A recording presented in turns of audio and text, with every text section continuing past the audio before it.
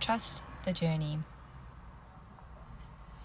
Trust that things could work out far better than you could ever imagine them to work out. Try not to hold a very specific idea in your mind about what you want.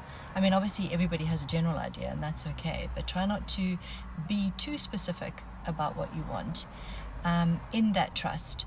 Because my experience and what I've learned over the last year is that having just landed the house of my dreams here in Australia, what I've learned is that I couldn't even have pictured, if you told me I was going to get the house that I'm in now, I actually don't know that I would have believed you. And it's not because I stay small, it's because it checks every box I had, and boxes that I didn't even know I had.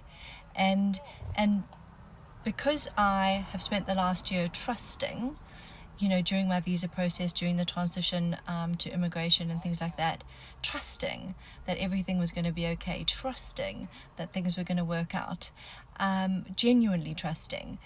And I find myself now almost, I want to pinch myself, because things have worked out, even though the journey took so much longer than anyone told us it would.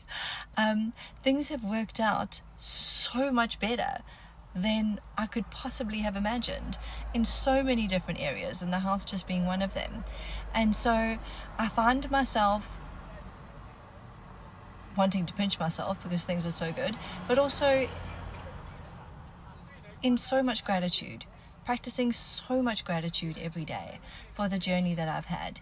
And so there were many points in the last year that I could have just said, given up on the visa process as an example, going, stuff it, I'll make another plan, this is taking so long, it's obviously not meant to be. And something inside me just kept saying trust.